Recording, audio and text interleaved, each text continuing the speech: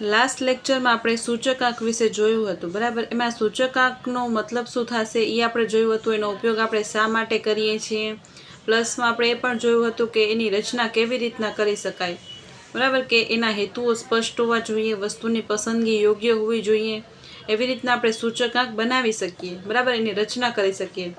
અને આપણે જોયું હતું કે ભારિત મધ્યકનો વધારે ઉપયોગ થાય છે, બરાબર, એટલે કે વેટેડ મીનનો જે છે એ સૂચકાંકમાં વધારે ઉપયોગ થાય છે, પરંતુ જુદી જુદી વસ્તુઓના ભાર નક્કી કરતી વખતે વિવેક દ્રષ્ટિ અને તર્કશીલતા પણ જરૂરી છે, બરાબર। એટલે અહીંયા ભારિત પદ્ધતિ જે છે એમાં બે રીતો વધારે પ્રચલિત છે, બરાબર। આપણે જ્યારે વેટેડ પદ્ધતિ જોઈએ એમાં બે પદ્ધતિઓ વધારે પ્રચલિત છે। પહેલી છે કુલ ખર્ચની પદ્ધતિ, એટલે કે ભારિત સમૂહની પદ્ધતિ, અને બીજું જે છે એ કૌટુંબિક બજેટની પદ્ધતિ, અથવા તો આપણે એને સાપેક્ષ ભારિત પદ્ધતિ પણ કહી શકીએ। આ બંને પદ્ધતિઓને આપણે વિસ્તારમાં જોઈએ કે એ શું કહેવા માંગે છે, બરાબર। આ ઉદાહરણ જે છે આપણે લાસ્ટ લેક્ચરમાં જોયું હતું, બરાબર। હવે આપણે આગળ જોઈએ બે પદ્ધતિઓ વિશે। હવે આપણે જોઈએ કુલ ખર્ચની પદ્ધતિ, એટલે કે મેથડ ઓફ ટોટલ એક્સપેન્ડિચર। તો આ રીતમાં શું હશે કે આધાર વર્ષ અને ચાલુ વર્ષ, બરાબર, એ બંનેમાં જે બધી વસ્તુઓ છે, બરાબર, દરેક વસ્તુઓ એના કુલ ખર્ચ મેળવવામાં આવે છે। એટલે આપણા પાસે જેટલી વસ્તુઓ છે એ બધાના કુલ ખર્ચ મેળવવામાં આવે છે। અને અહીંયા શું થશે કે ચાલુ ખર્ચના કુલ ખર્ચ અને આધાર વર્ષના કુલ ખર્ચ, બરાબર। ચાલુ વર્ષ એટલે શું, આપણે અત્યારે 2026 છે એ, અને આધાર વર્ષ આપણે કહીએ તો આપણે અત્યારનું કન્ઝ્યુમર પ્રાઇસ ઇન્ડેક્સનું આધાર વર્ષ જે છે 2024 એ આપણે લઈએ, બરાબર। તો આધાર વર્ષ અને આ ચાલુ વર્ષ એના કુલ ખર્ચના ગુણોત્તરની ટકાવારીને કુલ ખર્ચની રીતથી મળતો સૂચકાંક કહેવામાં આવે છે, બરાબર। એટલે ટોટલ ખર્ચ જેટલો છે, બરાબર, અહીંયા આપણે સૂત્ર પણ જોશું એનું, બરાબર, કે અહીંયા આપણે કુલ ખર્ચની રીતથી આપણે કેવી રીતના સૂચકાંક મેળવી શકીએ, બરાબર। ધારો કે અહીંયા આધાર વર્ષનો ભાવ જે છે એને P0 કીધું, બેઝ યર આપણે એને કહીએ છીએ ને આધાર વર્ષ, અથવા તો એને પાયાનું વર્ષ પણ કહી શકાય, એને P0 દ્વારા દર્શાવીએ, અને ચાલુ વર્ષનો ભાવ જે છે એને P1 દ્વારા દર્શાવીએ, અને અહીંયા આધાર વર્ષનો જથ્થો જે છે એટલે કે ક્વોન્ટિટી એને આપણે Q0 દ્વારા દર્શાવીએ, અને ચાલુ વર્ષનો જથ્થો જે છે એટલે કે ક્વોન્ટિટી એને આપણે Q1 દ્વારા દર્શાવીએ। તો આધાર વર્ષથી જથ્થાને ધ્યાનમાં લઈને, બરાબર, એટલે અહીંયા બેઝ યરની વાત કરે છે, આધાર વર્ષ એટલે બેઝ યર, કે આધાર વર્ષથી જથ્થાને ધ્યાનમાં લઈને સૂચકાંક મેળવવાનું કહે ત્યારે સમેશન ઓફ P0 અને Q0, બરાબર, એટલે પ્રાઇસ પણ આપણે આધાર વર્ષની લીધી અને જથ્થો પણ આધાર વર્ષનો લીધો, બરાબર, એના આધાર વર્ષમાં કરેલું કુલ ખર્ચ કહી શકાય છે। એટલે આ આપણે આધાર વર્ષનું જોઈએ, સમેશન ઓફ P0 Q0 એ આધાર વર્ષનું કુલ ખર્ચ દર્શાવે છે, અને સમેશન ઓફ P1 Q1 એ ચાલુ વર્ષમાં થયેલું કુલ ખર્ચ દર્શાવે છે, બરાબર। તો આ માટે કુલ ખર્ચની રીતે સૂચકાંક મેળવવા માટે નીચે મુજબ આપણે આ સૂત્રનો ઉપયોગ કરી શકીએ, બરાબર, કે અહીંયા જથ્થો જે છે એ બેઝ યરનો લીધેલો છે, બરાબર, એટલે કે પાયાના વર્ષનો।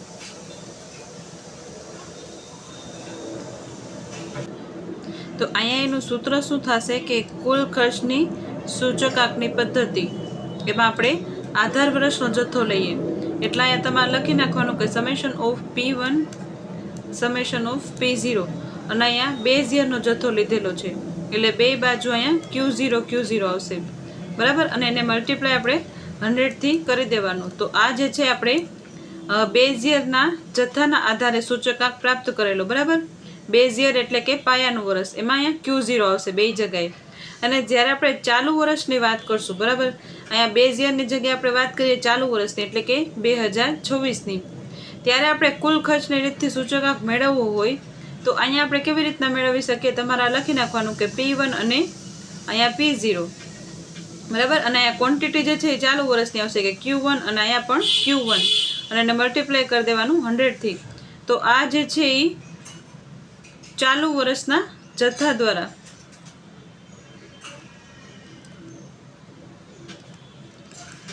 સૂચકાંક આપણે પ્રાપ્ત કરી શકીએ છીએ, બરાબર। તો અહીંયા જે છે એ સૂત્ર આપેલું છે એ કુલ ખર્ચની રીતે સૂચકાંક, અહીંયા ચાલુ વર્ષ અને અહીંયા પાયાનું વર્ષ,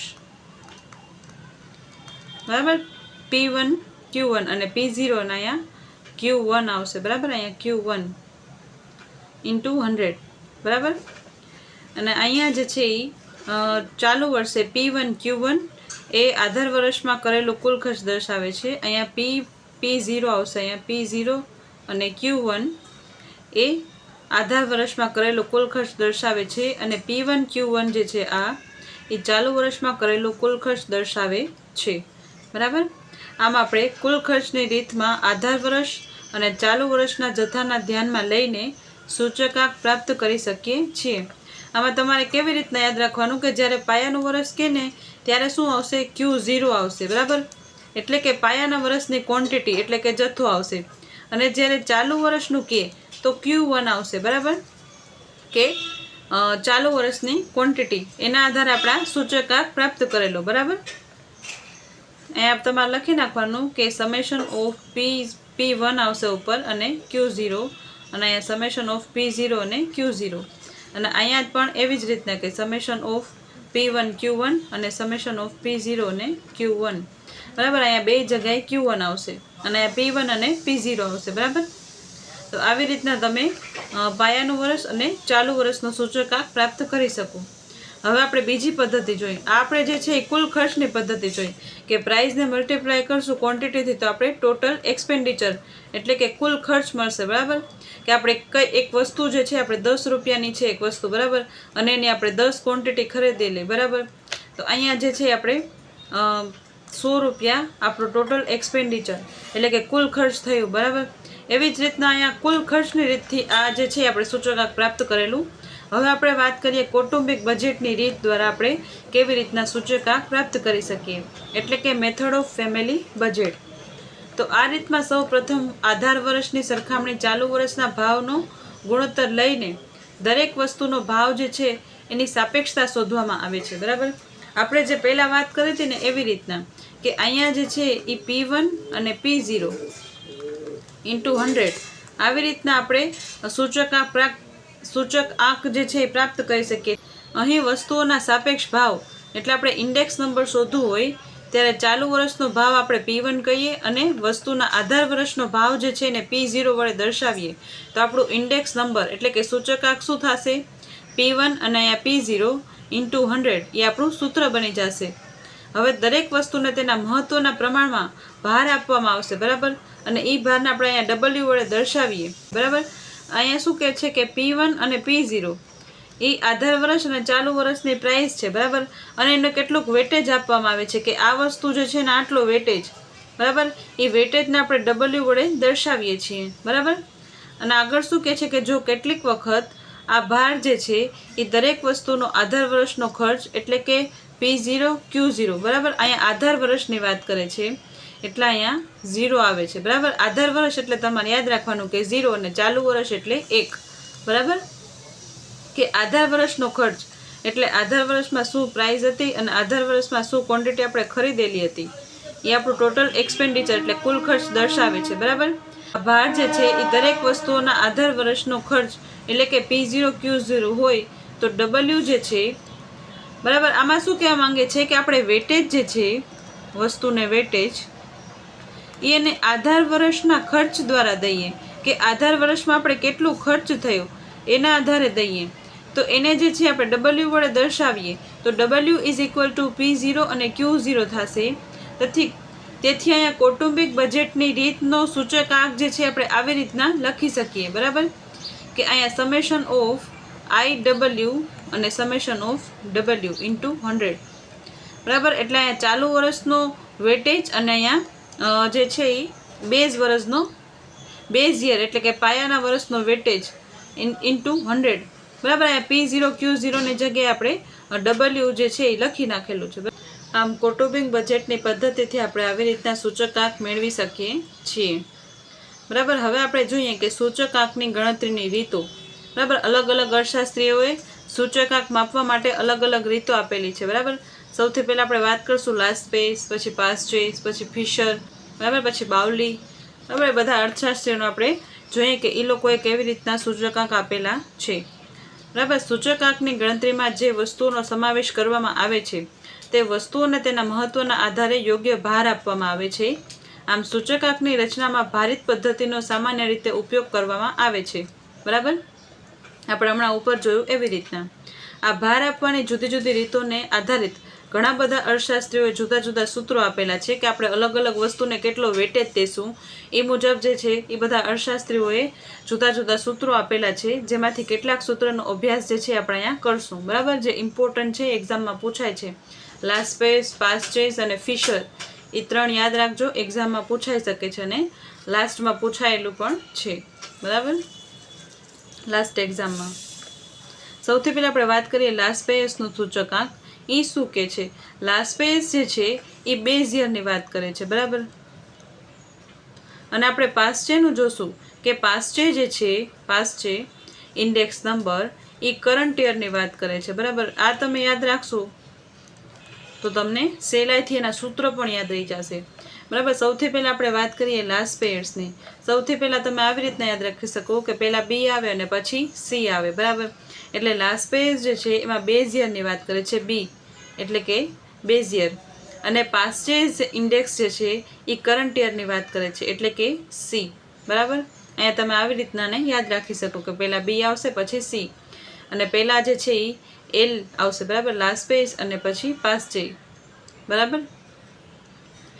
LMNO અને અહીંયા પી, એટલે પહેલાં અહીંયા એલ આવશે. બરાબર. એટલે આવી રીતના પણ આમ તમે લોજિક લગાડીને તમે યાદ રાખી શકો. બરાબર. અહીંયા લાસ્પેસ જે છે એ આધાર વર્ષના જથ્થાને વધારે મહત્ત્વ આપેલું છે. આપણે જ્યારે લાસ્પેસનો ઇન્ડેક્સ નંબર જોઈએ એમાં એને બેઝિયર એટલે કે આધાર વર્ષના જથ્થાને વધારે મહત્ત્વ આપેલું છે.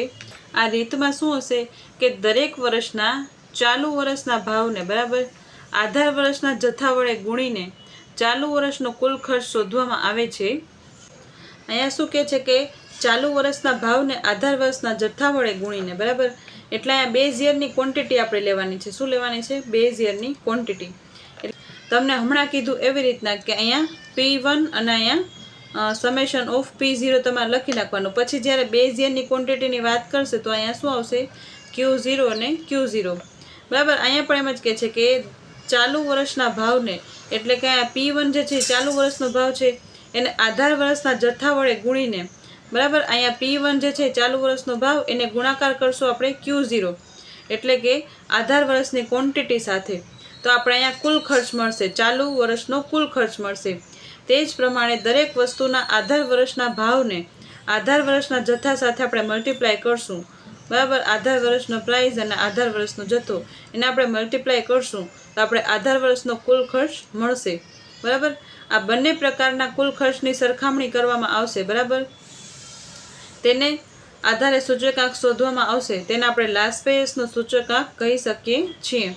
અને લાસ્પેસનો સૂચકાંક જે છે એને આપણે ઇન્ડેક્સ નંબર ઓફ લાસ્પેસ એવી રીતના આપણે દર્શાવી શકીએ.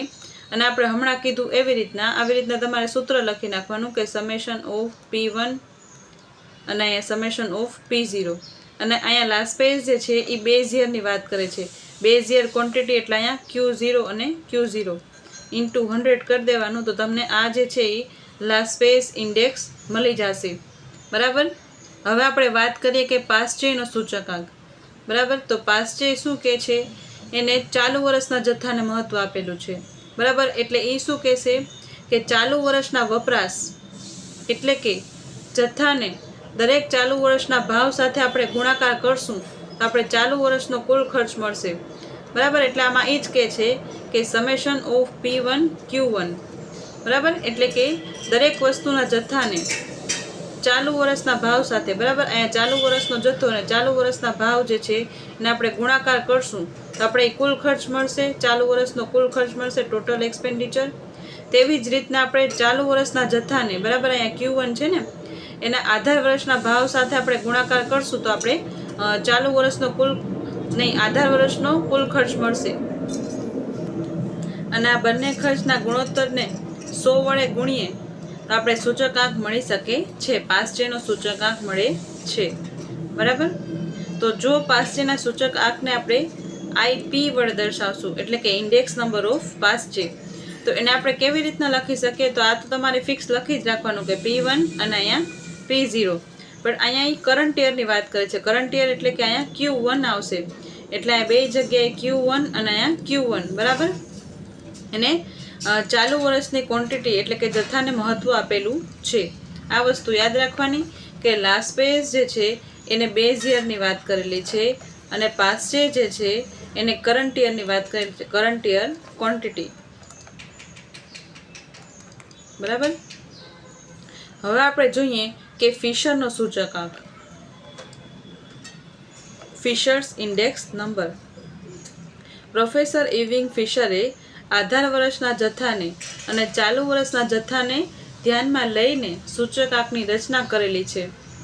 તેમણે લાસ્ટ પેજના સૂચકાંક અને પાસ્ટના સૂચકાંકના ગુણોત્તરના મધ્યક દ્વારા સૂચકાંકનું સૂત્ર તૈયાર કર્યું છે, બરાબર. હવે આપણે ઉપર શું વાત કરી કે લાસ્ટ પેજ જે છે એ બેઝ યરની વાત કરે છે અને પાસ્ટ જે છે એ કરંટ યરની વાત કરે છે. તો અહીંયા ફિશરે શું કર્યું કે એને લાસ્ટ પેજનું પણ લઈ લીધું અને પાસ્ટ નું લઈ લીધું, એટલે અહીંયા આધાર વર્ષ અને ચાલુ વર્ષ એ બંનેના જથ્થા એને લઈ લીધા. એ બંનેને ધ્યાનમાં રાખીને એને સૂચકાંકની રચના કરી, બરાબર. અહીંયા લાસ્ટ પેજનું સૂચકાંક અને પાસ્ટનું સૂચકાંકના ગુણોત્તરના મધ્યક, પાસ્ટના સૂચકાંકના ગુણોત્તર મધ્યક દ્વારા, બરાબર, આ બંનેનો ગુણોત્તર લીધો. એને ગુણોત્તર મધ્યક એટલે શું થશે? Geometric mean. જીઓમેટ્રિક મીન દ્વારા એનું સૂચકાંક તૈયાર કર્યું, બરાબર.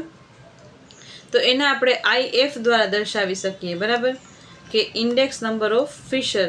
અને એને જીઓમેટ્રિક મીન એટલે શું? આવી રીતના અંડર રૂટમાં આવી જશે. અહીંયા તમારે લાસ્ટ પેયર્સ અને પાસ છે એ બંનેનો ઇન્ડેક્સ નંબર લખી નાખવાનો અને ઇન્ટુ અહીંયા 100 કરી દેવાનું, અને અહીંયા જે છે અંડર રૂટ કરી દેશો તો તમને ફિશરનો ઇન્ડેક્સ નંબર મળી જશે, બરાબર. ફિશરનો ઇન્ડેક્સ નંબર આપણે અહીંયા શું લખ્યું હતું કે અહીંયા P1 અને P0 તો અહીંયા લખી નાખવાનું, અને જ્યારે આપણે લાસ્ટ પેયર્સની વાત કરતા હોય તો એને બેઝ યરની વાત કરી હતી, બરાબર. તો બેઝ યરની ક્વોન્ટિટી જે છે એને લખી નાખવાની, બરાબર. અને અહીંયા ઇન્ટુ શું કરવાનું? સમેશન ઓફ P1 અને અહીંયા P0 આપણે લખીએ છીએ એવી જ રીતના લખી નાખવાનું.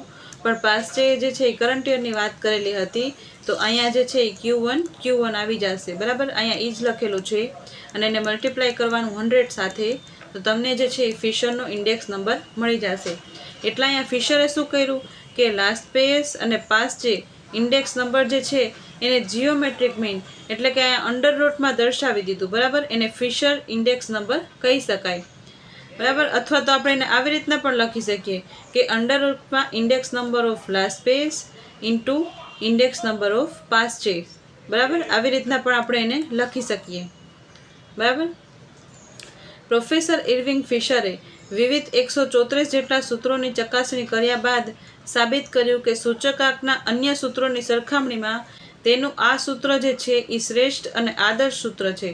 ફિશરે જે ઇન્ડેક્સ નંબર આપેલું, બરાબર, એ આઈડિયલ ઇન્ડેક્સ નંબર કહેવાશે. કેવું? આઈડિયલ, એટલે એને આદર્શ સૂત્ર કહી શકાય છે, બરાબર. આ વસ્તુ પણ યાદ રાખજો કે ફિશરનો ઇન્ડેક્સ નંબર જે છે એ આઈડિયલ ઇન્ડેક્સ નંબર છે.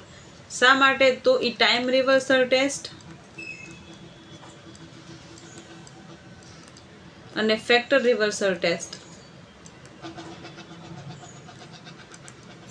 એ બંનેને પ્રૂવ કરે છે, બરાબર. એ બંનેમાં એ સફળ થાય છે, સક્સેસ થાય છે. એટલા અહીંયા ફિશરનો ઇન્ડેક્સ નંબર જે છે એને આઈડિયલ ઇન્ડેક્સ નંબર કહેવાશે, કારણ કે તે ટાઈમ રિવર્સલ ટેસ્ટ અને ફેક્ટર રિવર્સલ ટેસ્ટ એ આપણે આગળ જોશું, એ બંનેમાં એ સક્સેસ જાય છે, બરાબર, સફળ થાય છે અને એ સાચી સાબિત થાય છે. હવે આપણે જોઈએ કે ફિશર સૂચકાંકના કેટલાક ગુણધર્મો. એના આધારે આપણે કહી શકીએ કે ફિશરનો ઇન્ડેક્સ નંબર જે છે એ આદર્શ એટલે કે આઈડિયલ સૂચકાંક છે, બરાબર. એના ગુણધર્મો જોઈએ તો ફિશરના સૂચકાંકની રચનામાં આધાર વર્ષનો વપરાશ એટલે કે જથ્થો અને ચાલુ વર્ષનો વપરાશ એટલે કે જથ્થો જે છે એ બંને ધ્યાનમાં લેવામાં આવેલ છે, એટલે અહીંયા એ ઇમ્પોર્ટન્ટ બની જાય છે. પછી આપણે જોઈએ તો સૂચકાંકની રચનામાં ગુણોત્તર મધ્યક એ શ્રેષ્ઠ સમય ગણાય છે, બરાબર. આપણે જે જીઓમેટ્રિક મીન લીધેલું, બરાબર, એ સૂચકાંકની રચનામાં પણ આપણે જોયું હતું કે એ સાચો માપ બતાવે છે, બરાબર. અને ફિશરનો સૂચકાંકમાં લાસ્ટ પેજ અને પાસ્ટ ના સૂચકાંકના ગુણોત્તરનો મધ્યક લેવામાં આવેલો છે, એટલે કે જીઓમેટ્રિક મીન, બરાબર. અને અહીંયા સૂચકાંક માટે અગત્યના પરીક્ષણો સમય વિપર્યાસ પરીક્ષણ અને પદ વિપર્યાસ પરીક્ષણ. બરાબર, એટલે આગળ મેં વાત કરેલી એવી રીતના કે ટાઈમ રિવર્સલ ટેસ્ટ અને અહીંયા ફેક્ટર રિવર્સલ ટેસ્ટ. આ બંને પરીક્ષણમાં એટલે કે ટાઈમ રિવર્સલ ટેસ્ટ અને ફેક્ટર રિવર્સલ ટેસ્ટ એ બે ટેસ્ટમાં આ ફિશરનું સૂત્ર જે છે એ પાસ થાય છે. બરાબર, કે બંને ટેસ્ટ જે છે એ એનું સમાધાન કરે છે, જ્યારે બાકીના સૂત્રો જે છે એ આ બંને પરીક્ષણોનું સમાધાન કરતા નથી. પણ આ ફિશરનું સૂચક આંક જે છે એ ટાઈમ રિવર્સલ ટેસ્ટ અને ફેક્ટર રિવર્સલ ટેસ્ટ એ બે ટેસ્ટમાં પાસ થાય છે. બરાબર, એટલે કે એ એક આઈડિયલ ઇન્ડેક્સ નંબર છે. બરાબર, આ 4 વસ્તુથી ફિશરનો સૂચક આંક જે છે એ આઈડિયલ ઇન્ડેક્સ નંબર બને છે. બરાબર, કે એ 2 વર્ષનો જથ્થો જે છે એ જે છે એ ચાલુ વર્ષનો જથ્થો અને પાયાના વર્ષનો જથ્થો એ બંનેને ધ્યાનમાં લે છે. પછી ગુણોત્તર મધ્યક દ્વારા દર્શાવવામાં આવે છે. અને ટાઈમ રિવર્સલ અને ફેક્ટર રિવર્સલ એ બે ટેસ્ટમાં પાસ થાય છે. અને ફિશરનો સૂચક આંક જે છે એ લાસ્પેયના સૂચક આંકની અને પાસ્ચેના સૂચક આંકની અસરોથી મુક્ત થઈને બિનપક્ષપાતી આંક આપે છે. બરાબર, એટલે લાસ્પેયનો ઇન્ડેક્સ જે છે એ અપવર્ડ બાયસ બતાવે છે. બરાબર, એમાં અપવર્ડ બાયસ હોય છે. અને પાસ્ચેનો ઇન્ડેક્સ જે છે એમાં ડાઉનવર્ડ બાયસ હોય છે. બરાબર, ડાઉનવર્ડ બાયસ. પણ આપણે જ્યારે ફિશરની વાત કરશું, બરાબર, તો ફિશર જે છે એ એની અસરોથી મુક્ત થઈને અહીંયા ફિશરનો ઇન્ડેક્સ નંબર જે છે એ અપવર્ડ બાયસ અને ડાઉનવર્ડ બાયસથી મુક્ત થઈને બિનપક્ષપાતી એટલે કે એ અનબાયસ્ડ આંક આપે છે. બરાબર, આ અપવર્ડ બાયસ અને ડાઉનવર્ડ બાયસ શું છે? તો સૌથી પહેલાં આપણે વાત કરીએ અપવર્ડ બાયસની. લાસ્પેયસ ઇન્ડેક્સ જે છે એ અપવર્ડ બાયસ બતાવે છે, એટલે વાસ્તવિક ભાવ વધારો જે છે એના કરતાં એ વધારે ભાવ વધારો બતાવે છે. બરાબર, કે ખરેખર જીવન નિર્વાહ ખર્ચમાં 10% જ વધારો થયો હોય, પણ એ ઇન્ડેક્સ નંબર શું બતાવશે કે 12% વધારો થયો, એટલે એ અપવર્ડ બાયસ બતાવે છે. બરાબર, એટલે જેટલો વાસ્તવિક ભાવ વધારો છે એના કરતાં વધારે બતાવે છે. અને પાસ્ચેનો સૂચકાંક જે છે એ ડાઉનવર્ડ બાયસ, ડાઉનવર્ડ એટલે ઓછો ભાવ વધારો બતાવશે, કે જેટલો વાસ્તવિકમાં છે એના કરતાં ઓછો બતાવશે, એટલે એને ડાઉનવર્ડ કહેવાશે. અને લાસ્પેયસ જે છે એ અપવર્ડ બતાવે છે, એટલે એ વધારે બતાવે છે. બરાબર, પણ અહીંયા ફિશર જે છે એનો ઇન્ડેક્સ નંબર એ બિનપક્ષપાતી આંક આપે છે, એટલે એમાં અપવર્ડ બાયસ પણ નહીં થાય અને ડાઉનવર્ડ બાયસ પણ નહીં થાય. વાસ્તવિક જીવનમાં જેટલો ભાવ વધારો હશે એ જ બતાવશે, એટલે ફિશરનો ઇન્ડેક્સ નંબર જે છે એ આઈડિયલ ઇન્ડેક્સ નંબર છે.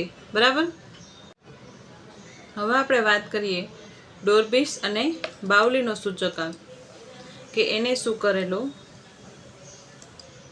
બરાબર, ડોર્બિસ અને બાઉલીસ ઇન્ડેક્સ નંબર. અહીંયા ડોર્બિસ અને બાઉલીએ લાસ્પેયસ અને પાસ્ચેના સૂચકાંકમાં સાદી સરેરાશ લઈને એને પોતાનો સૂચકાંકની રચના કરી. બરાબર, ફિશરે શું કર્યું હતું કે જીઓમેટ્રિક મીન લીધું હતું. બરાબર, ફિશરે. અને ડોર્બિસ અને બાઉલીએ શું કર્યું કે એને સાદી સરાસરી લઈ લીધી. બરાબર, કે અહીંયા તમે લખી નાખો લાસ્પેયસનો ઇન્ડેક્સ નંબર અને અહીંયા લખી નાખો પાસ્ચેનો ઇન્ડેક્સ નંબર, અને આને આપણે ભાગ્યા 2 કરી દઈએ અને ઇન્ટુ અહીંયા 100 કરી દઈએ. આપણે સરેરાશમાં કેવી રીતના કરીએ છીએ કે 2 આઇટમ હોય તો એને આપણે ડિવાઈડ કરી દઈએ 2 થી. તો અહીંયા પણ એને એવી રીતના કર્યું કે ડોર્બિસ અને બાઉલીએ શું કર્યું કે લાસ્પેયસનો ઇન્ડેક્સ એટલે આપણે બેઝિયરની ક્વોન્ટિટી P1 અહીંયા લખી નાખવાનું અને P0 જે છે અહીંયા લખી નાખવાનું અને અહીંયા Q0 અને Q0.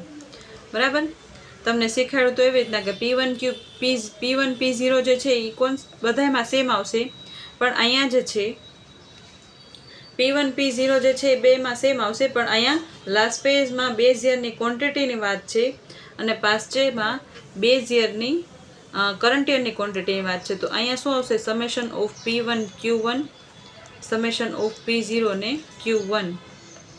બરાબર, અહીંયા લખેલું છે અને એને ડિવાઇડેડ 2 થી કરી દઈશું અને એને મલ્ટીપ્લાય કરી દઈશું 100 થી, તો આપણે ડોર્બિસ બાઉલીનો ઇન્ડેક્સ નંબર મળી જશે.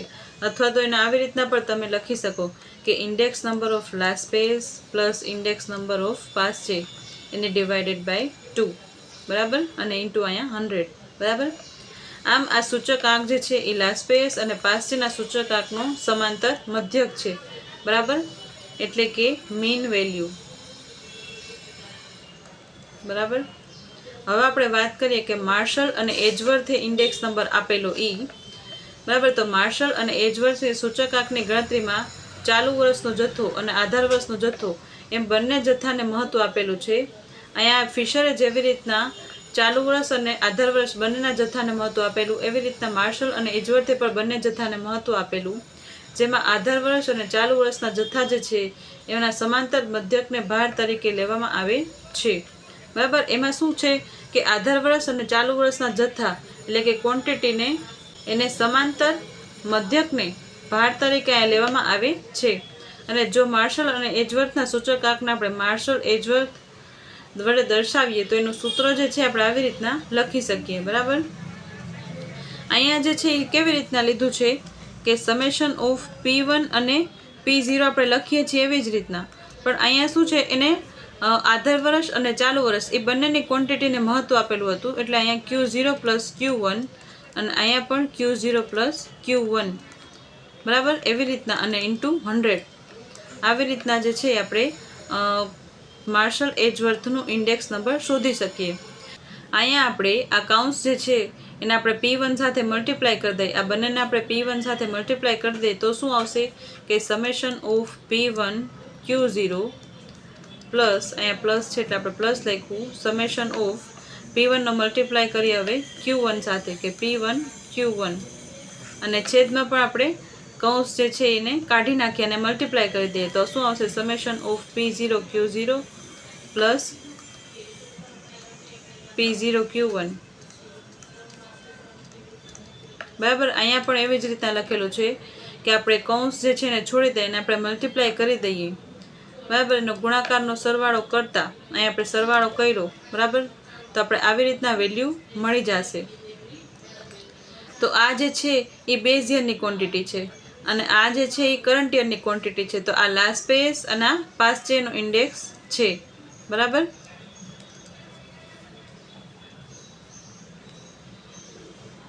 હવે આપણે વાત કરીએ કે સૂચકાંકના પરીક્ષણો એટલે કે ટેસ્ટ ઓફ ઇન્ડેક્સ નંબર. બરાબર. આપણે સૌથી પહેલાં ઇન્ડેક્સ નંબર જોયા લાસ્ટ પેસ, પાસ્ચે, ફિશર, ડોર્બિસ અને બાઉલી અને માર્શલ અને એજવર્થનો ઇન્ડેક્સ નંબર જોયો. હવે આ ઇન્ડેક્સ નંબરમાંથી કયા ઇન્ડેક્સ નંબર જે છે એ ટેસ્ટને પાસ કરી શકે છે. બરાબર. કયો ઇન્ડેક્સ નંબર જે છે એ વધારે સારું છે એના માટે આપણે એની ટેસ્ટ કરવી પડશે. બરાબર. એ ટેસ્ટ માટે આપણે બે ટેસ્ટનો ઉપયોગ કરીએ છીએ. એક છે ટાઈમ રિવર્સલ ટેસ્ટ એટલે કે સમય વિપર્યાસ પરીક્ષણ અને એક જે છે એ ફેક્ટર રિવર્સલ ટેસ્ટ છે. એ બે ટેસ્ટને જે ઇન્ડેક્સ નંબર પાસ કરી જાય એ ઇન્ડેક્સ નંબર જે છે એ બેસ્ટ ઇન્ડેક્સ નંબર કહી શકાય અથવા તો એને આદર્શ અથવા તો આઈડિયલ ઇન્ડેક્સ નંબર કહી શકાય. તો આપણે જેટલા અર્થશાસ્ત્રીઓના ઇન્ડેક્સ નંબર જોયા એમાંથી એક ફિશરનો ઇન્ડેક્સ નંબર એવો છે જે આ બે ટેસ્ટને પાસ કરે છે, ટાઈમ રિવર્સલ ટેસ્ટ અને ફેક્ટર રિવર્સલ ટેસ્ટ. બરાબર. એ બે ટેસ્ટને પાસ કરે છે એટલે એનો ફિશરનો ઇન્ડેક્સ નંબર જે છે એ આઈડિયલ ઇન્ડેક્સ નંબર છે. બરાબર. અહીંયા પ્રોફેસર ઇર્વિંગ ફિશરે જુદા જુદા અર્થશાસ્ત્રીઓ દ્વારા આપવામાં આવેલ સૂત્રમાંથી કયું સૂત્ર વધારે સારું છે તે નક્કી કરવા માટે નીચેના પરીક્ષણનો ઉપયોગ કર્યો. બરાબર. આ ટેસ્ટ ઓફ ઇન્ડેક્સ નંબરની વાત કોને કરેલી? ફિશરે જ વાત કરેલી. બરાબર. કે આપણે આ ઇન્ડેક્સ નંબર બધા આપીએ છીએ તો એ ઇન્ડેક્સ નંબરને આપણે પરીક્ષણ પણ કરવું પડશે કે કોનો ઇન્ડેક્સ નંબર જે છે આઈડિયલ ઇન્ડેક્સ નંબર છે. બરાબર. એ માટે આપણે બે ટેસ્ટ જે છે એ આપેલી. બરાબર. જે આ સૂત્ર પરીક્ષણોને સંતોષે એટલે કે સમાધાન કરે તે સૂત્ર વધારે સારું ગણાશે. બરાબર. જેનું સૂત્ર જે છે એ આ પરીક્ષણોને સંતોષે બરાબર અથવા તો આ ટેસ્ટને પાસ કરી જશે એનું સૂત્ર જે છે એ વધારે સારું ગણવામાં આવશે. બરાબર. અહીંયા શું કહે છે કે આ સૂત્રનો પરીક્ષણ કરતી વખતે એટલે આપણે આ ફિશરનો ઇન્ડેક્સ નંબર અથવા તો લાસ્ટ પેસ, પાસ્ચેનો ઇન્ડેક્સ નંબર એનું આપણે પરીક્ષણ કરશું, એની આપણે ટેસ્ટ લેશું ત્યારે આ સૂચકાંકના સૂત્રને 100 વડે ગુણાકાર કરવામાં આવતો નથી. આ વસ્તુ પણ યાદ રાખજો કે અહીંયા 100 સાથે મલ્ટીપ્લાય થશે નહીં. બરાબર. હવે સૌથી પહેલાં આપણે જોઈએ કે ટાઈમ રિવર્સલ ટેસ્ટ. બરાબર.